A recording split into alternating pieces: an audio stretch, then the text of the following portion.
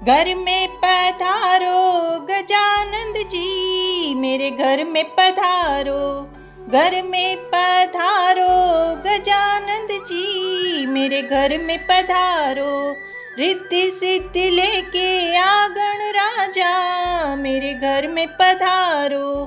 घर में पधारो गजानंद जी, मेरे घर में पधारो।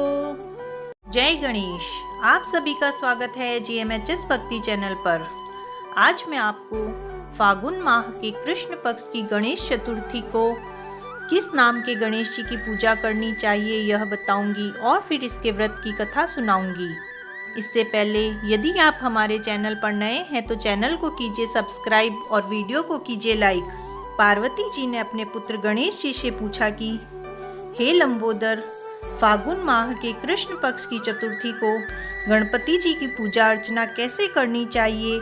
इस महीने में गणेश जी का पूजन किस नाम से होता है और आहार में क्या लेना चाहिए। गणेश जी ने कहा, हे माता, फागुन चतुर्थी को हेरंब नाम के गणेश जी की पूजा करनी चाहिए।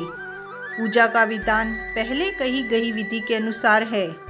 इस दिन खीर में कनेर का पुष्प मिलाकर गुलाब बांस की लकड़ी से हवन करना चाहिए। विद्वानों के मतानुसार भोजन में घृत और चीनी लें। इस बारे में पहले समय की कथा सुनाता हूँ। पुराने समय में युवनाशव नाम के एक राजा हुए। वे बहुत उदार, धर्मात्मा और देवताओं एवं ब्राह्मणों की पूजा करने वाले थे। उसके राज्य में विष्णु शर्मा नाम के एक विद्वान ब्राह्मण रहते थे। वे वेदों के ज्ञाता तथा धर्मशास्त्र का अनुसरण करने वाले थे। उनके 7 पुत्र हुए। वे सब धनी थे, लेकिन आपसी वैमनस्यता की वजह से वे सब अलग अलग रहने लगे। उनके पिता हर एक पुत्र के घर क्रमश एक एक दिन भोजन किया करते थे। वे सदैव अपनी पुत्र वधुओं द्वारा अपमानित होकर रोते रहते थे। एक बार विष्णु शर्मा गणेश चतुर्थी का व्रत रखकर अपनी बड़ी पुत्र वधु के घर पहुँचे। उन्होंने कहा कि हे बहुरानी, आज मैंने गणेश जी का व्रत किया है। तुम पूजन की सामग्री मुझे लाकर दो। इससे गणेश जी खुश होकर तुम्हें बहुत धन देंगे। यह सुनकर बहू कठोर वाणी में बोली, हे ससुर जी, मुझे घर के कार्यों से ही अवकाश नहीं मिलता। मेरे पास फिजूल के कामों में पड़ने का वक्त नहीं है। आप सदैव ही कुछ न कुछ कार्य बताते रहते हैं। आज गणेश जी का व्रत करने को कह दिया। मैं गणेश जी के व्रत को नहीं जानती और न ही आपके गणेश जी को। आप यहाँ से चले जाइए। बहू की डांट फटकार सुनकर वह ब्राह्मण अपनी बाकी 6 बहुओं के घर क्रमश गया, परंतु सभी ने डांट फटकार कर उन्हें भगा दिया। उसी समय सभी जगह से अनादर पाकर वह दुर्बल ब्राह्मण बहुत ही दुखी हुआ। अंत में वह छोटी बहू के घर गया। छोटी बहू बहुत निर्धन थी। वह संकुचाते हुए बोले, अरे बहुरानी, अब मैं कहाँ जाऊँ? सब बहुओं ने मुझे डांट फटकार कर घर से निकाल दिया और तेरे पास तो व्रत के सामान को इकट्ठा करने का कोई साधन भी नहीं दिख रहा। मैं बार बार विचारता हूँ कि इस व्रत को करने से सिद्धि मिलेगी और सभी दुखों का नाश हो जाएगा।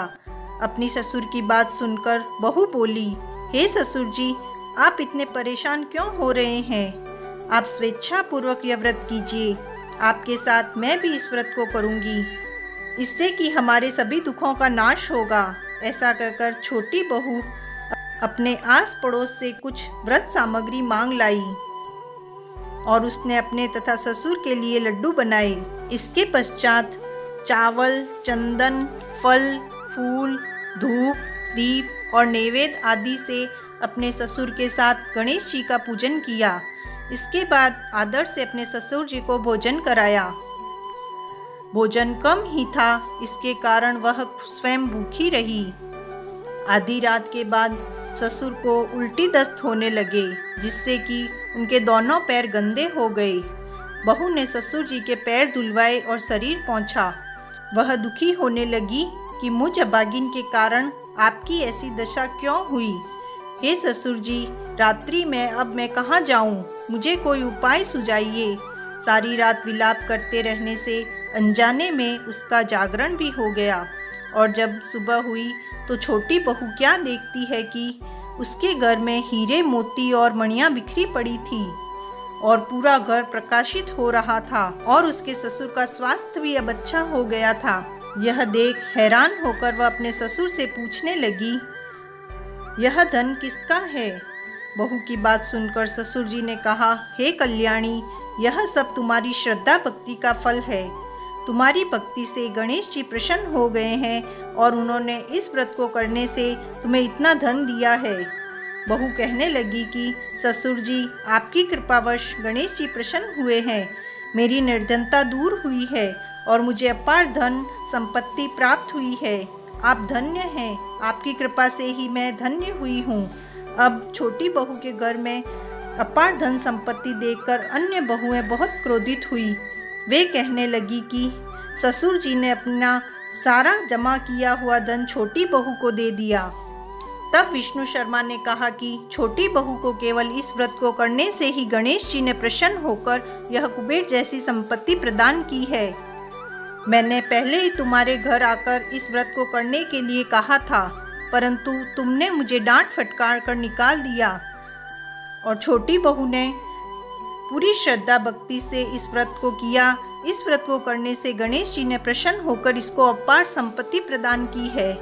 इस प्रकार उस ब्राह्मण के 6 बेटे गरीब, रोगी और दुखी हो गए। सिर्फ छोटा बेटा ही धनवान बन गया। इसी तरह जो लोग इस व्रत को करेंगे वे भी धन धान्य से पूर्ण रहेंगे। इस प्रकार यह कथा यहीं पूर्ण होती है। जय गणेश।